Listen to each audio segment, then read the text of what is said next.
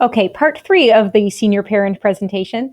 In the previous segment, I discussed the state and federal assistance that you can get through the FAFSA, institutional aid that you can get from the FAFSA, and institutional scholarships that you can get through the FAFSA, but some colleges will have a separate application that has absolutely nothing to do with your financial position.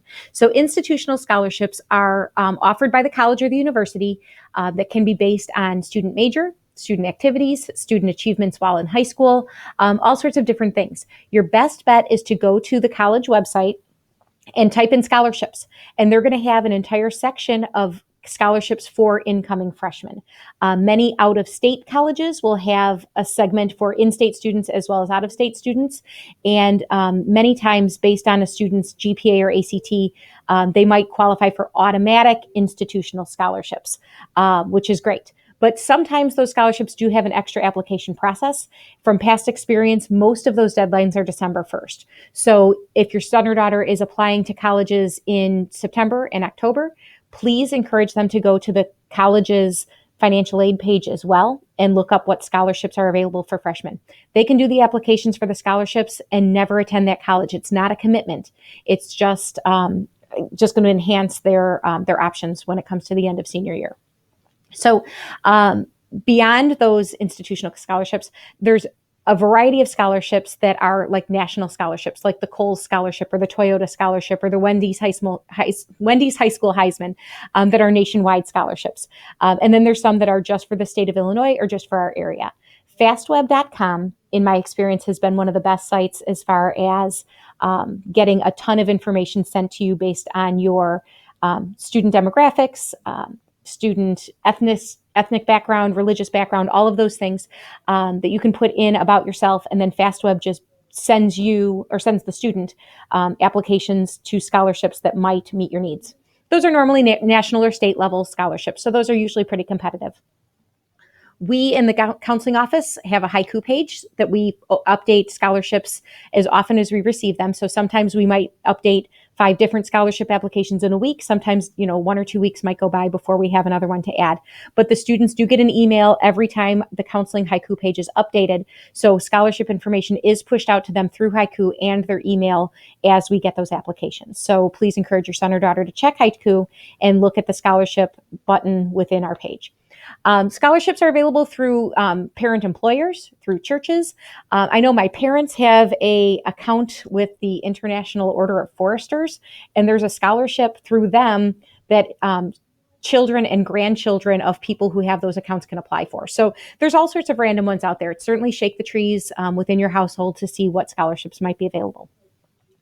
In the springtime, opening up probably in February, we start our local scholarship process. Now, this is organizations in the town of Lamont that gift money to our graduating seniors. It's usually a one-time scholarship, ranging from sometimes $125 up to $1,000 for students who meet certain qualifications. So many of those organizations in the community who gift money to our students.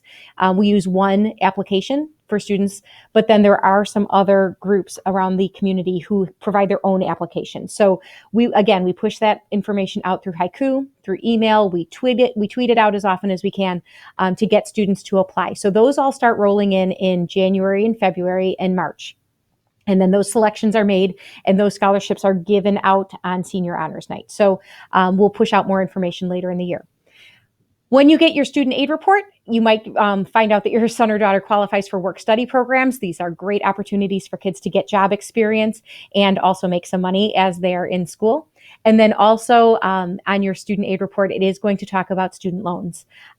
There are subsidized loans, there are unsubsidized loans, and then there are parent and plus loans. And every presentation I've ever been to in my entire life encourages parents not to pursue plus loans and parent loans if at all possible. So every family makes their own decisions when it comes to these things, but it is something that you should probably research before accepting.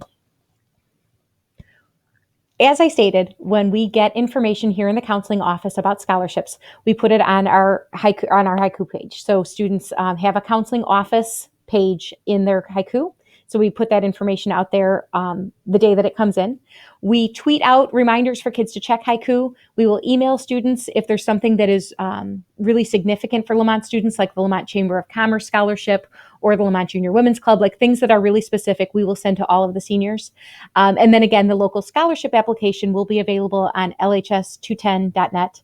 It'll be on haiku, it'll be emailed. We're going to show it to the kids in American Problems class. That local scholarship application we do push out pretty significantly in February.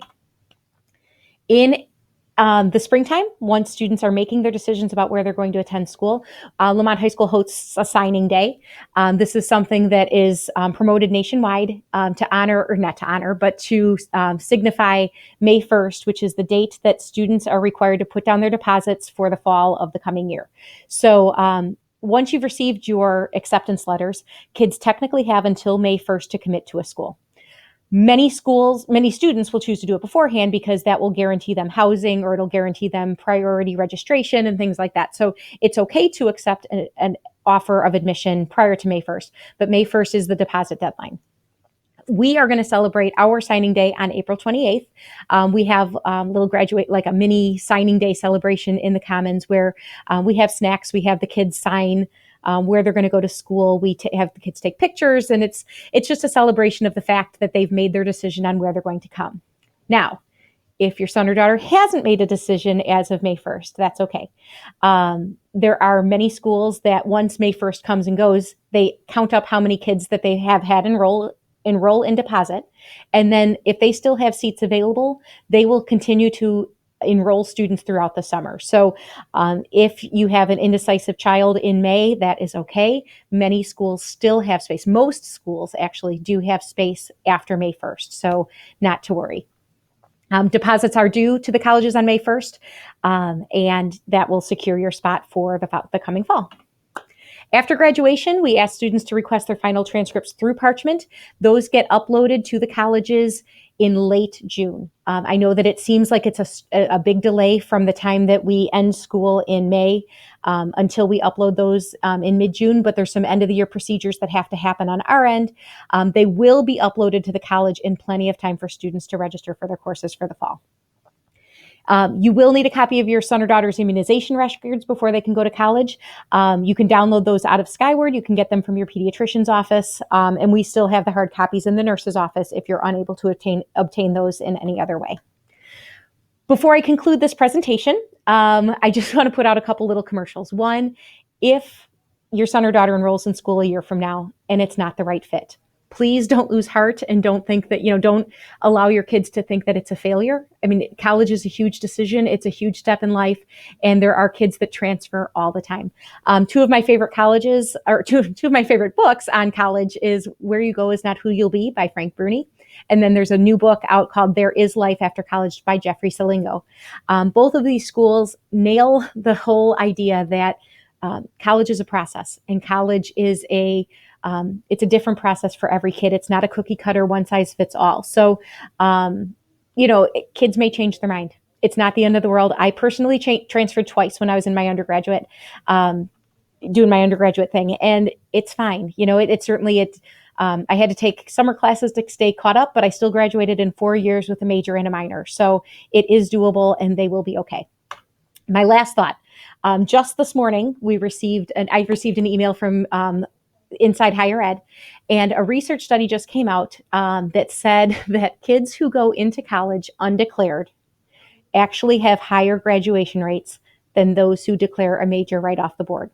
I actually had to read it several times because it seemed so counterintuitive. But kids who go in undeclared and take a variety of courses in their freshman and sophomore year before declaring a major they finish at, I believe, between 5 or 6 points or 6 percentage points higher than those who went in believing that they knew their major. The study didn't go into the whys, but the study did go into the 6-year trend, not even trend data, the 6-year data that shows that going undecided really is okay. And again, you're making a huge investment in your son or daughter. You're spending a lot of money for them to go, and you want them to have direction. But if they are, truly an undeclared student, in my estimation, I think they're going to be okay. So if you have questions about the process, if you want to sit down with your son or daughter's counselor and talk about this in more detail, please do so. The counselors are going to be seeing the seniors on August 26th and 29th during their government class to go over all of this